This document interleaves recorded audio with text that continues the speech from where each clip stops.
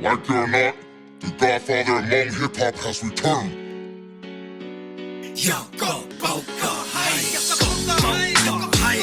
Go, hay. Nhớ từ dư, nhớ từ dư. Cho thẳng lưng đầu, cho thẳng lưng đầu. Nhón chia to. Be humble. Cho hay lưng đầu, cho hay lưng đầu. Nhớ từ dư, nhớ từ dư. Be humble. Go, hay. Nhớ từ dư, nhớ từ dư. Cho hay lưng đầu, cho hay lưng đầu. Rộng chia to. Be humble. Cho thẳng lưng đầu, cho hay lưng đầu. Nhớ từ dư, nhớ từ dư. Be humble. Be humble. Chia thật ra lên cả nhiệt chia. Đi làm đoàn làm ba chê lo cho nó hết tay cho. Đi làm đoàn là nhiệt chê cái văn tập kê. IT trong tập lòng cho lên thuốc. Chủ hạ bỏ nhiệt xuống tu chung cho lên đề màu. Cho lên đề màu thê. Từ là luôn bê. Cho tu từ là luôn bê. Got rice bitch. I ain't got no fucking rice. I got fucking Benjamins.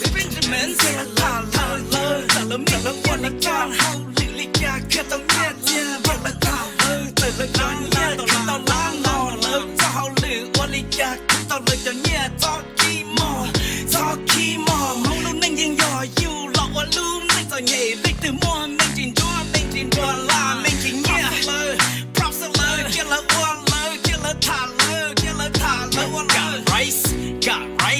got rice. Bitch, I ain't got no fucking rice. I got Benjamins. You love one love. Chỉ mua lại đô la. Nên nó mua hao lử cứ gì cho chi lọt cho chế hoa tây. Tu cách tu mua chỉ thả thơ. Cách cho ta là thả thấy thôi. Cách cho ta nên đi nói ý tâm nhu. Các cụ chế nên ý xong cụ sẽ mua nha. Nên là chi xí nên ta nó là chế. Chỉ thả tôi thở. Chỉ chế ba thầy ta.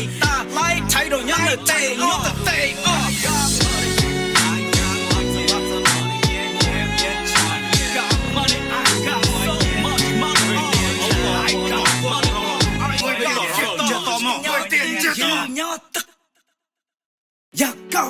Go, hay nhớ từ dư. Cho thẳng lưng năm đầu.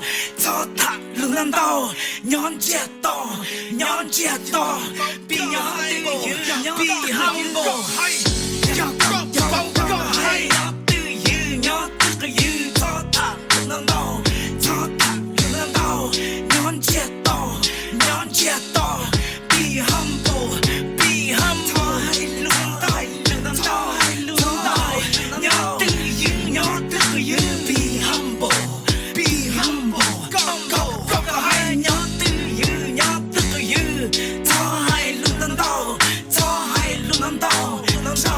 đầu. Rộng chia to. Be humble. Cho thẳng lưng đầu. Cho hay lưng đầu. Nhớ từ dư. Be humble.